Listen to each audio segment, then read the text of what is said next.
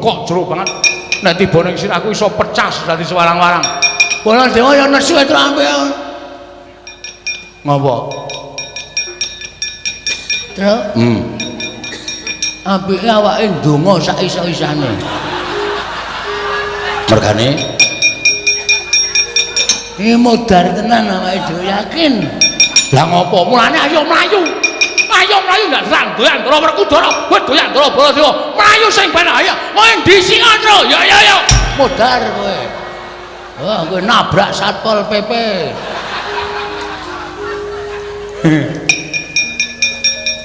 Ora ngomongi to, Kang. Aku wis weruh wis mak tratap. Kapok kowe. Kuwi mesti dikongkon Ndara Werkudara. Antasena, kowe nyegat kono. Kowe truk mlayu cekelen. Degeluken cengele. Wis gak ndonga. Njaluk nang ngisor Semboja. Apa nang pinggir cungkup. Ku tak kejas ramu mudar. Ndara Antasena kuwi piyayi luhur. Piyayi iso nimbang kala becik. Tak takonane sik. Ngarep mati kok ki ngomong terus. Bekti kula, Den. Ya. Selamat to, Tru. Pengestune wilujeng. Mlayu-mlayu ngopo? Kapok kowe. Kuwi menggaya kuwi jane ngerti. Mengko nek mlayu, kowe nek omong mlayu-mlayu doyak Ndara Werkudara. Aku tekan kene kon metuk kowe truk nyok tampan ono tiel. Ya Tru aku tak jajan es teh, aku njaluk kok. Mengarep mati kok ngombe es teh. Ngoke-oke dosa. Apa ngombe es teh kok dosa iki cara ngendi? Nyawaku iki rada peret ngono lho. Sembah kula nggih, Den. Heeh, wis tak tampa. Wit mlayu ngopo? Sampeyan tekan mriki enten apa? Lho, takoni urung takon aku wis ganti takon. Kula tak nyuwun pirsa riyin ben ayem mati kula, Den. Sampeyan tekan mriki mados sinten goleki kowe? Modar. Wis yakin wis. Santai wae terus. Pokoke diikhlaske wae anggere ikhlas lak nyawamu malah ora kangelan limrucut. Anggere kowe engko ki atimu awel dipateni malah nyawane angel limrucut. Wis ikhlas ngono wae nggo Ndara Mestaka kula ngono wae. Sik gong kowe iki omong apa to? Dar kowe gendi kowe sing diancam ora.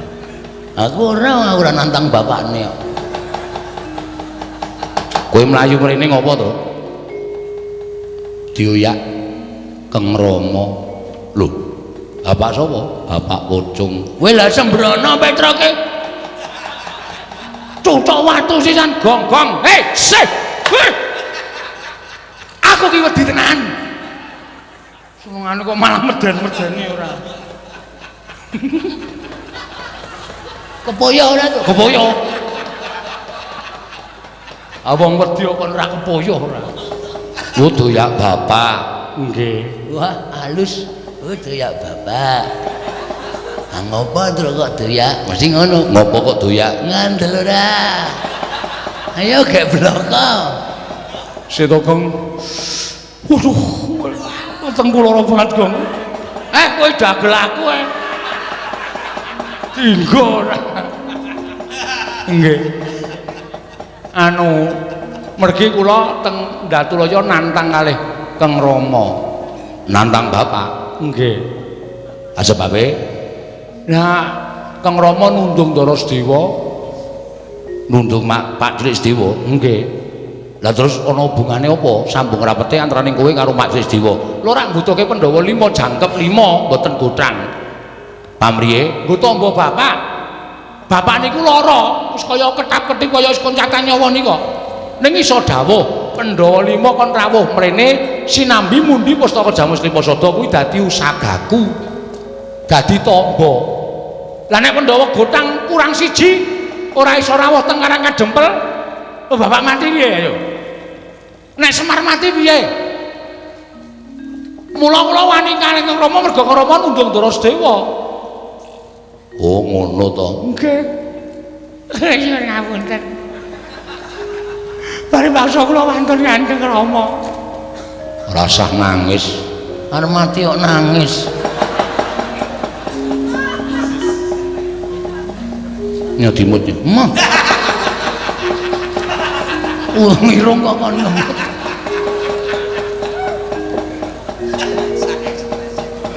Petruk ki anggere stres, sauni-unine. Mangkel aku. Tak kandhani. Kowe rasa wedi karo aku. Nggih. Aku rene methuke kowe iki aku dalam rangka peringatan hari 17 ora. Aja neruske sik. Aku tekan kene iki niatku ora kok arep ngewangi bapak. Estu napa? Heeh. Sampeyan boten diutus Ndara Werkudara? Ora. Yakin? Yakin. Sumpah? Sumpah. Aku ora bakal ngapusi terus. Malah aku tekan kene iki arep ngewangi karo kowe, kowe tak gawe aja nganti kalah karo Bapak Werkudara. Estu no? Iya. Ding ding tang ding ding ding ding tang ding ding ding ding tang ding ding ding ding ding ding ding. Ngunio Petruk mati. Culek matamu. Kowe iki nggo ngeyem-yemi ya. Kowe diyem-yemi, mengko nek wis kowe lena, pres. Nggih, Den? Ora. Adil. Iya. Seneng ae.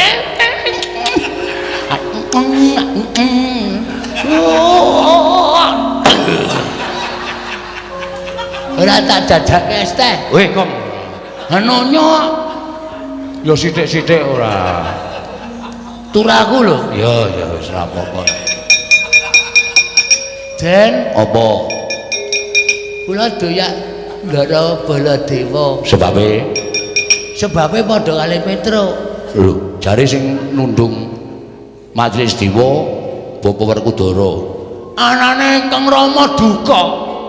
Niku sing ngubupi Baladewa. Anane bapak nesu gedhe mergo diubupi Siwa Mandura. Mengkono critane. Nek ngono wong loro tak ayomi.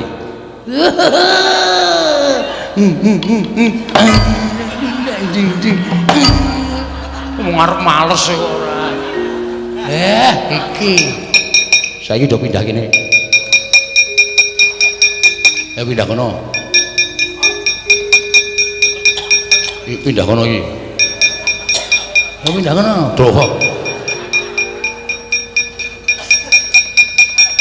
Kowe arep kepengin menang karo bapak karo Pak Di Baladewa. Nggih pengin supaya bapak niku kasembadan Pandhawa rawuh teng Karang Kadempel. Manut aku, nggih. Tak gawe wirange bapak karo Siwa Mandura. Carane kowe tak dandani. Dandani cara? Kowe tak dandani Petruk, tak dandani cara Baladewa, Bagong tak dandani dadi Raden Werkudara. Serius. Tenan nih. Wah, jos gong iki. Jos piye? Ameng-ameng nyawa no. Engko nek do teko lho, sapa iki ngembari? Wah, ana Werkudara Ties. Mudhar awake dhewe. Ngandel ta, asline mung arep dipateni alus-alusan terus. Tak pikir-pikir omongane Bagong niku bener. Nek kula dadi Baladewa, Bagong dadi Werkudara, niku saya do nesu. Kowe ora usah kuwatir, kowe tak nehi kekuatanku, kowe tak nehi kesektenku. Kowe ora iso dilarani, ora iso dipateni. Lho kok ora iso dilarani, ora iso dipateni. Nek entek batrene, ya wis ben. Nggih, kula manut mawon. Ya, manut ya, manut. Bagong manut. Manut. Waduh, dadi Werkudara. Ha iya. Nglereng iki. Nglelengno ning ati-ati ora. Kula dadi Prabu Baladewa. Wis saiki do ngampet-ampekan.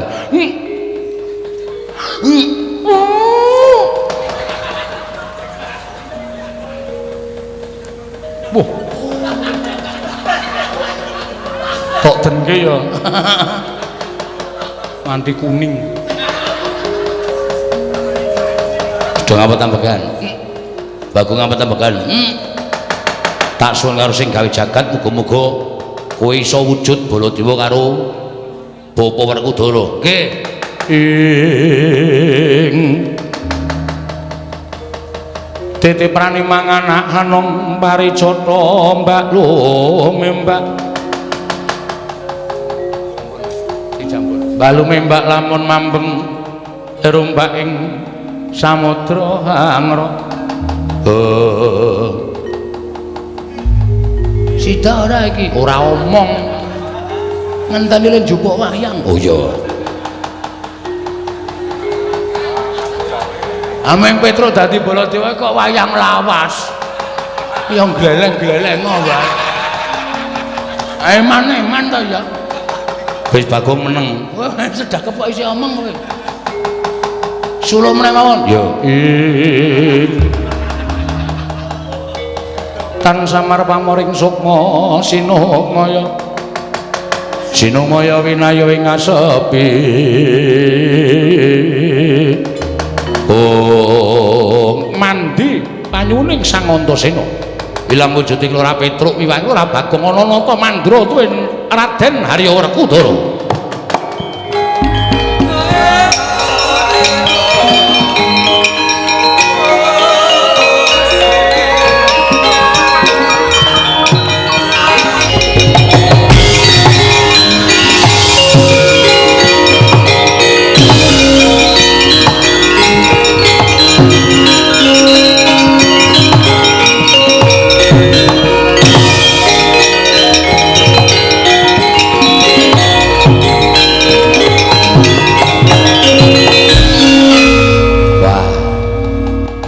Gleleng kae. Gleleng pripun? Lho. Kok gleleng pripun pito? Kowe urung krasa piye dereng? Wis dadi Baladewa, Truk. Estu napa? Kowe lha domong iki kok. Waduh. Ngapae? Ngopo-ngopo ora. Urung krasa apa, Gong? Urung isih biasa iki. Wis wujud Ndara Werkudara. Hah? Wujud Ndara Werkudara. Ngopo kok madhes iki? Werkudara ini arama ora dadak. Gembos bane. Petruk nunggu sing apik, nggih. Supaya aja nganti ketara, Petruk patrape kaya Baladewa tenan. Gong. Nun, lelenggo sing apik. Malangkrik. Tangane sing tengen numpang tangan kiwa. Wah, ayo wangun. Piye nggih Antasena? Nah, nek Petruk wis pas suarane. Bapa Werkudara. Wah. Kurang gedhe, ha? Kurang gedhe. Wis angel e. Nyuwara, ha? Nyuwara. Nyuwara. Wah. Gedheke sithik. Wah. Rada gedhe neh, rada antep. Ora cemeng ngono kuwi. Wah. Aku mbok mau dadi Baladewa Truk. Penak le omongan iki ngrekoso iso njeblok wetengku. Ngene carane wetenge diampet, suarane liwat gulu. Ayo.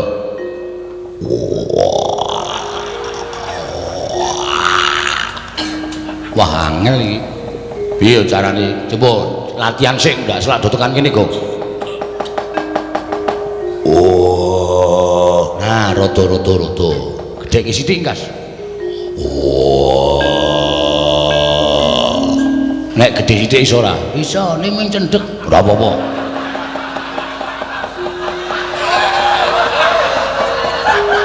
Coba gedhekno. Wah. Pisan, Kas. Wah. Aku pas kuwi. Nek mung cendhek ora apa-apa, ora. Dijajal yo, Pakde Baladewa, anakku wong Kakak Antasena piye? Wah, kowe persis banget, Lho. Bapa Njadi mati. Wah.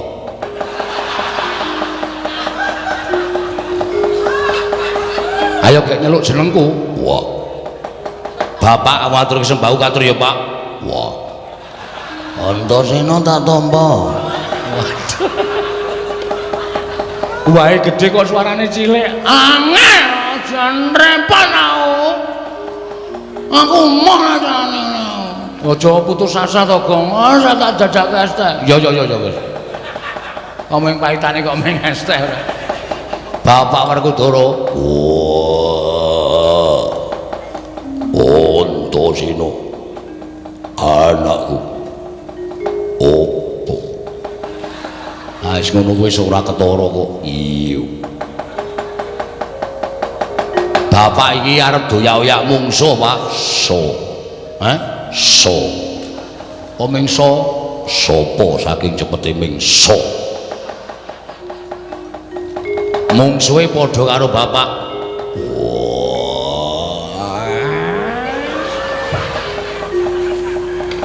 Bojoku adek. Aku bapakmu ingkang bakal ndragulake mungsuh ke papan kakek di kontese. Sak karepmu Gong.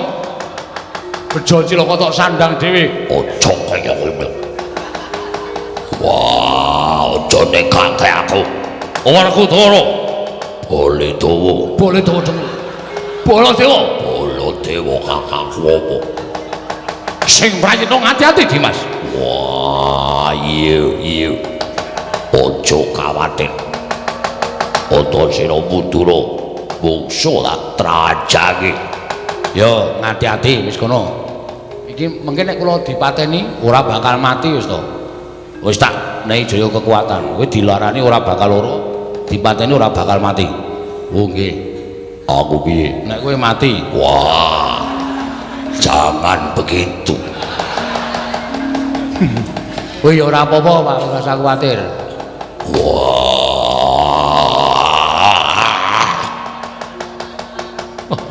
Aja kaya ngono kok. Lah dalah kaya apa Werkudara mungsuh awake dhewe.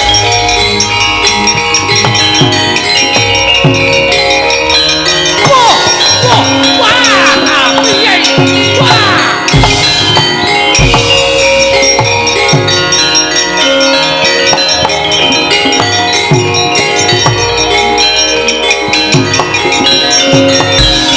Menungso lah tatanan. Waduh lah kok iki ana Baladewa. Lah kaya aku maca ning ngarepe kaca gedhe-gedhe iki. Iki Baladewa ngendi iki? Iki Baladewa Jonangun. Wolo edan omongane sampeyan dhewe. Iki Baladewa ora ngawuh karo aku malah menungsa tataran kembali Maranata maju kamu wae. Oh, ayo. Apa ora Bu?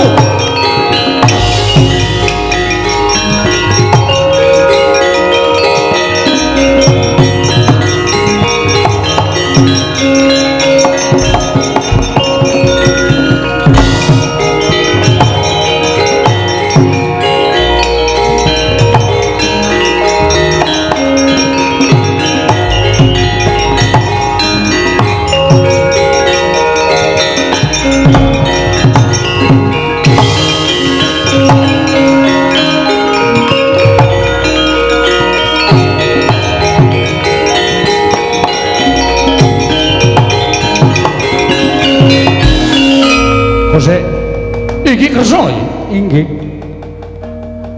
Iki kersa iki? Inggih. Wah, Kresna. Wah. Gong suarane Gong. Wah. Iki Narayana. Iya Werkudara. Wah. Sik tak ngilangi apa iki mlebu nang klambi. Nyokot. Koko Prabu ngaturi sareh. Sareh piye?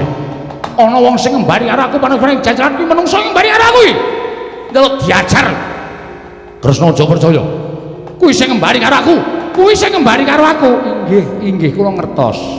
Sabar. Yo, sabar. Kula tak rembug perkara iki sabar. Iya.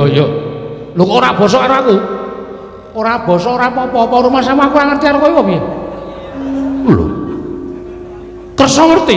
Ya aku ngerti wae apa rumah sama aku ora ngerti. Kresna kakangku. Oh, konangan Andre yo sarene mesti to. Mani ngene iki sikik men gayeng ora.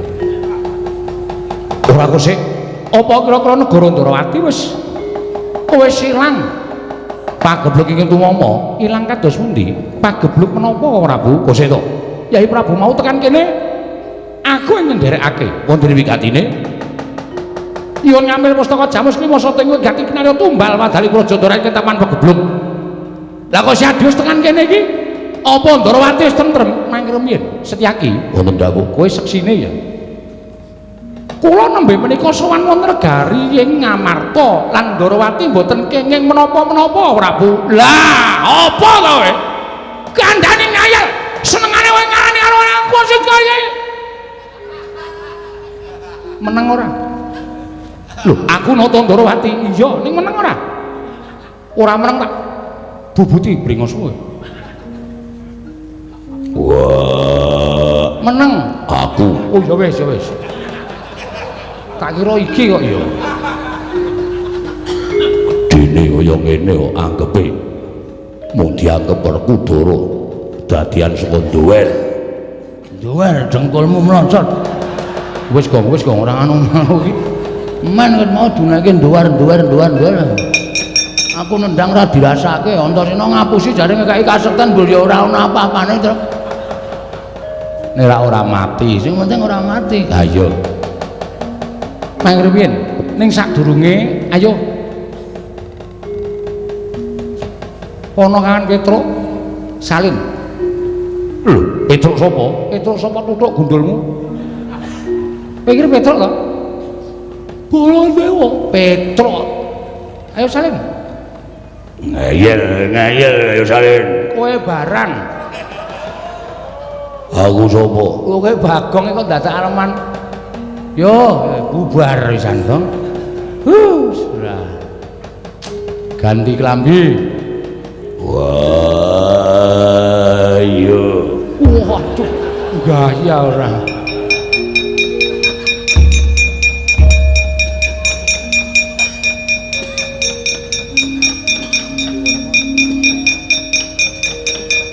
Mengane, Bagong kon salin angel. Lah sida melucu, Truk. Ha piye dinggahke wisan? Ha iya. Oh. Wis kowe saiki padha sumenea nggih. Koko Prabu nggih. Mesti kemawon paduka menika kedahipun prayitna, prayitna tegese piye? Ingkang mbeta pustaka Jamus Klimasada menika sanes kula mboten wonten jamak limahipun sampun nata Ndarawati kok mboten dipun derekaken Setyaki menika mboten badhe kelampah. Lho. Lah terus sing nggo pustaka Jamus Klimasada mau sapa? Wujute ya kowe Kresna.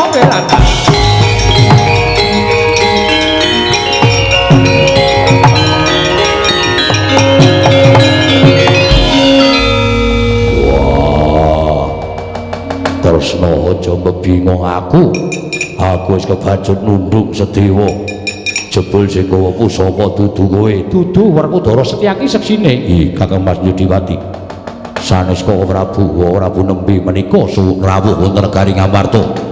Wah edan Baladewa kakangku piye kanane kaya ngene. Wah dalah kriwikan dadi grojokan keguyon dadi tangisan kapok ora diomongi ngeyel wong nek muni duwe pawadan aku sing paling bener sing ngomong sapa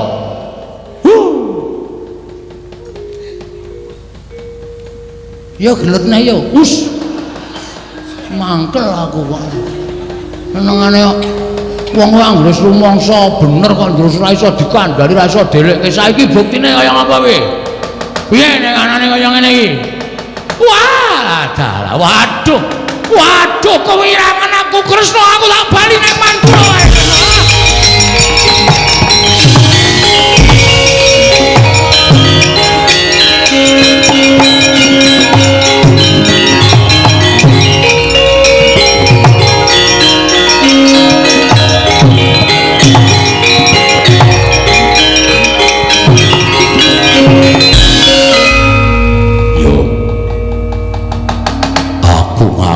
Luputanku aku wis nundung karo Sedewa Aku wis dadi jalaran ilanging pustaka Jamus Klima Sada.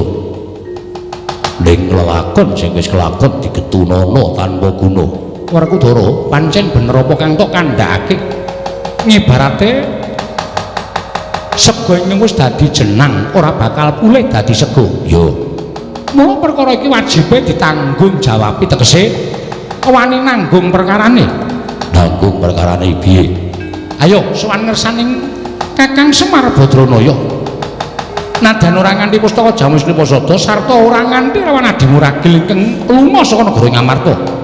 Nanging mbok menawa rawuh ing siadi lawan Yai Prabu Darmakusuma dadi srana tentreming Kakang Semar. Wah, Semar.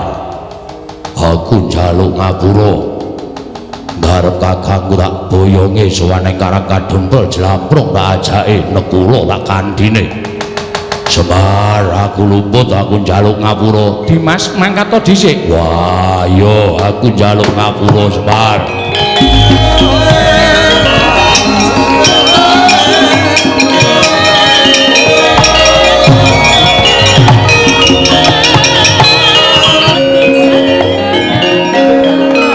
Karna sinayeng manglung mintonaken Dewi Ramanira kang pumitraning asta kang mitraning asta aneng asta. Oh Kakang Semar, Kakang Badranaya, jebul bener apa kang diaturake kelawan Petruk apa dene Bagong? Yen to Kakang Semar nandhang ruga, Kakang iki Puntadewa wis sowan ana ing Karang Kadempel. Wah, Dipol. Aku njaluk ngapura. Aku wis sowan ana ing Karang Kadempel, Kakang Badranaya. Kakang Semar, aja nikake lawan para Pandhawa. Kakang Semar para gage wungu warasa Kakang Badranaya jagat wisaning Bathara wayah para jagat. Kakang Semar mara dak suwun Kakang Nayataka maringa dawuh sejatine eneng apa dene Kakang Semar teka nandhang ruga mongko Kresna ora nate pangling kelawan watak wantuning Kakang Badranaya. Kakang Semar ki duwe gegayuhan ora nate kawiyos sing pangandikan kanthi cetha nanging ginebeng ana jroning penggalih. Kakang Nayataka, Kakang Semar darbe gegayuhan apa? Kakang Semar darbe panjaluk apa marang para Pandhawa? Iki Yayi Darmaji sak kadang-kadeyan ing padha swanana ing Karang Kadempel. Kakang Nayataka, Semareka den prayitna samuriris eka balik om titiyani gandayani tresanya purnama sasi gilar-gilaran ing tengah latar milang lintang Bima Sekti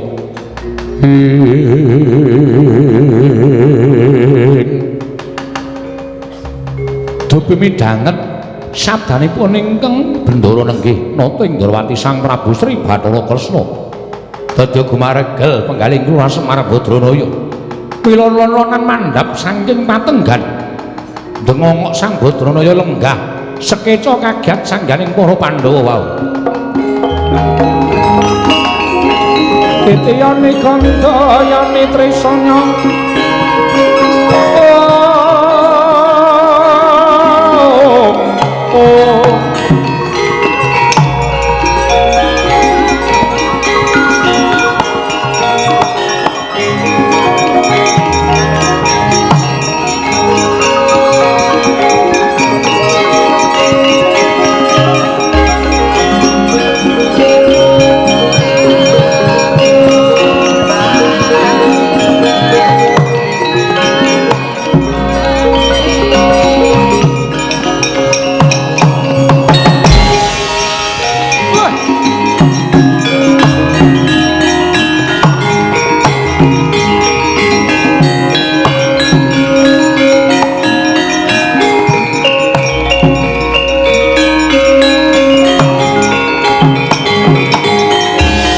mari koten prayekna semuri resiko balik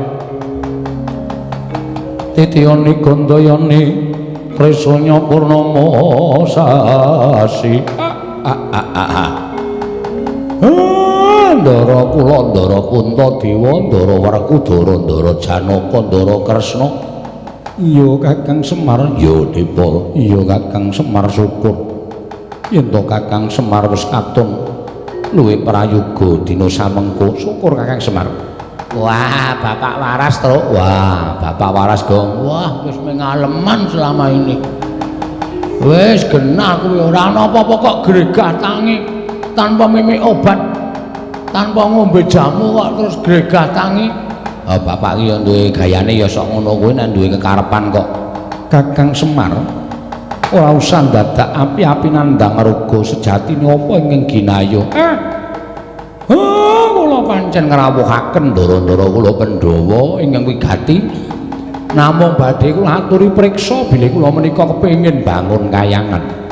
Bangun kayangan ingkang kepiye Kakang Semar?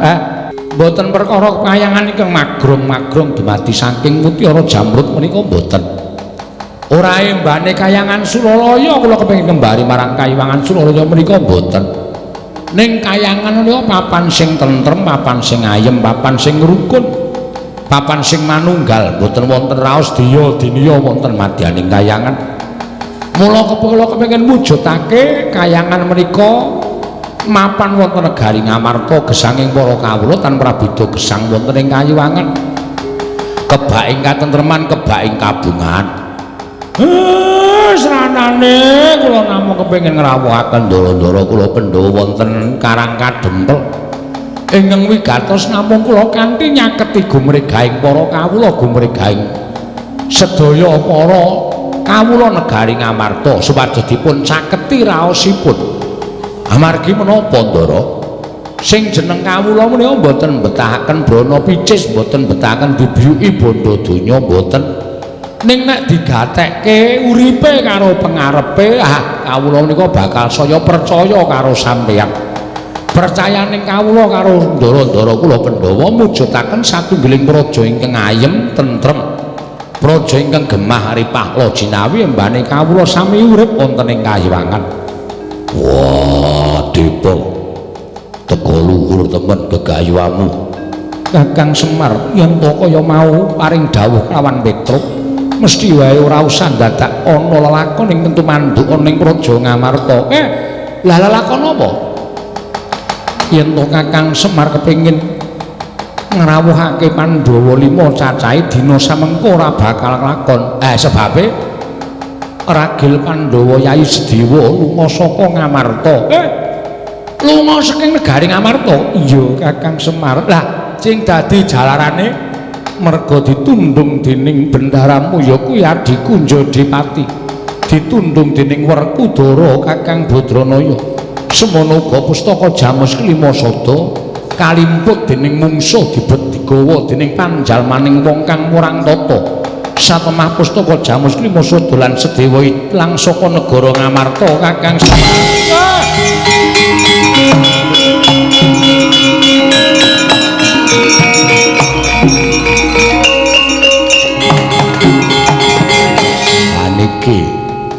Niki mertandhake nek sampeyan iku kurang lantip panggraitane. Sampeyan kurang awas, ngoten. Jaman sakniki nek ora awas gampang diblithuk karo sak pepadane. Jaman sakniki nek ora pinter gampang dirubuhke ngalor, dirubuhke ngidul karo sak pepadane. Mula sesuk meneh niku sing prayitna ngati-ati. Iya Kakang Semar, aku njaluk ngapura. Dadi pustaka Jamus Kelima Sada ical. Iya pancen mengkono diasta dening Sinuwun Dwarawati. Nanging dudu aku Kakang Semar. Nggih kula pun ngerti. Terus Ndara Sedewa nggone gondele pustaka Jamus Kelima Sada malah keluputan tumraping Werkudara. Wekasan gempung atine Bratasena adine lanang ditundung lunga saka negara ing Ngamarta Kakang Badranaya. Ndara Werkudara niku ya kleru nuruti dhateng mubal babaling nafsu nuruti dhateng mubal babaling rasa ingkang boten saged dipun sirep wekasan bawur paningalipun boten saged mrisani kanthi teliti. Wah, aku luput, boten ping cukup luput. Ning nek Ndara Sedewa ora ketemu Pustaka Jamus Klimasada ora ketemu lha napa gegayuhan kula ajeng cabar gagar wigar. Mula sinuwun Ndarawati kalih Ndara Werkudara, Ndara Janaka nggih ampun terus meneng-menengan kaya ngeten iki. Budidaya pripun carane supaya pusaka lan Ndara Sedewa enggal dadi jangkeping Pandhawa 5 lan pusaka diasta malih dening para Pandhawa.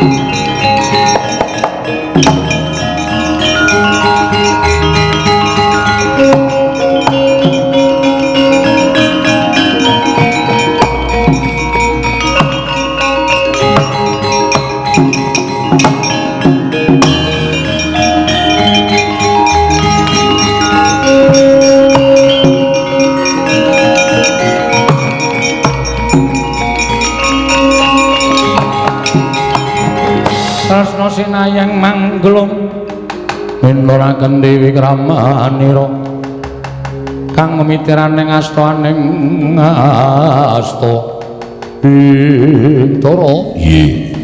Aja serik rasamu yen to didhawuhi dening Kakang Semarapan iki dadi kewajibane awake dhewe. Yo ilanging Pustaka Jamus Klimasada sing asta wujud nata Ndarawati nadyan dudu pun Kakang nang dadi kewajibanku ngupaya Pustaka Jamus Klimasada. Yo semono uga Werkudara Jawegah gunung upaya alamadimu ragil supaya kelakon penjangkaning Kakang Semar merga miturut pitunganing nata Ndarawati apa ing digayuh dening Kakang Nayantaka kuwi pancen luhur rasa dadak kakehan gunung dibudalake kowe mabura ning Diri Gandara aku tak metu daratan karo Janaka. Ayo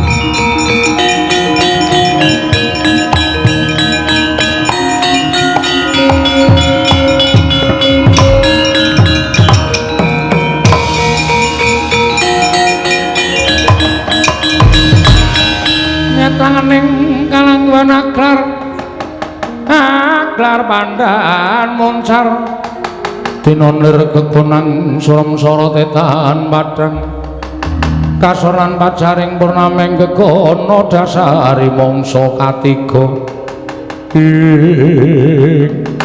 ya jagat mangestung para wedok jagat Werkudara. Wengakna permana jati aja kleru ya Yayi.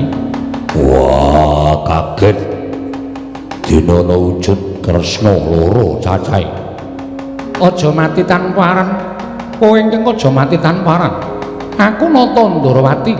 Lah kok dadi aku ketemu karo wujuding Nata Ndarawati. Yen ngono kowe ing sesinga Nata Ndarawati kang bakal gawe banger bacin asmaning Nata Prabu Sri Bathara Kresna. Aja ngawur-gawar-ngawur. Cetha yen to kowe ingkang lembut Pustaka Jamus Klimasada miturut aturing para putra lan sangganing para Pandhawa. Ingkang gawa Pustaka Jamus Klimasada wujuding Nata Ndarawati mbok balekake apa ora? Ora mbok balekake aja kelakon dosa. Kowe adu arep karo Nata Kresna. Tak balekke Pustaka Jamus Klimasada, waton wis bedah diadani Nata Ndarawati.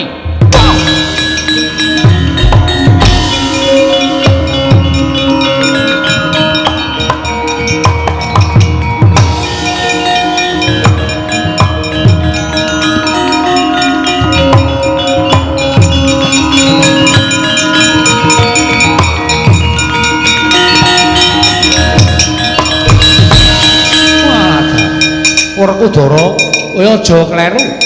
Kowe aja ngawur gawar-gawur. Aku kadang munata Ndrawati, aja mbok picake Werkudara. Ati kowe.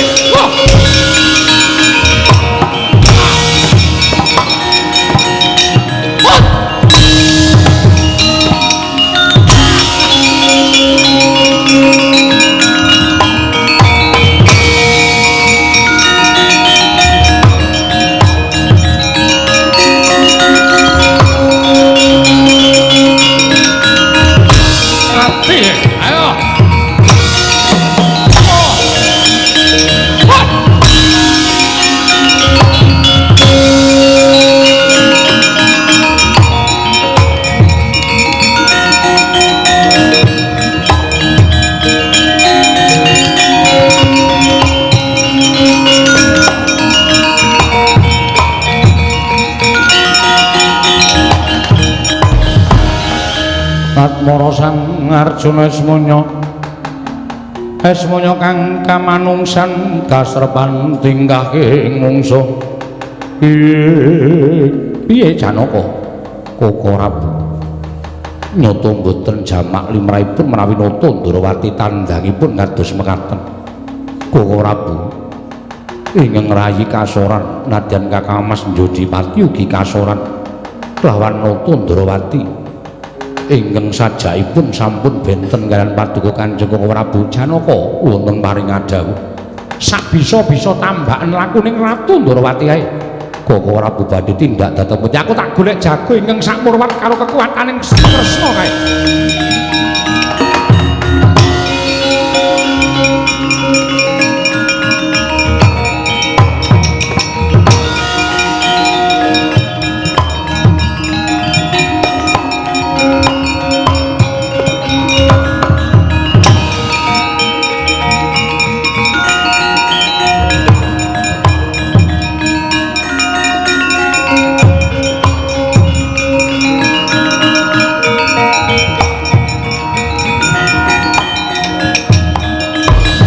Andita kang nyare wangsit pindha kumbang ngajaping madu sarining tawang.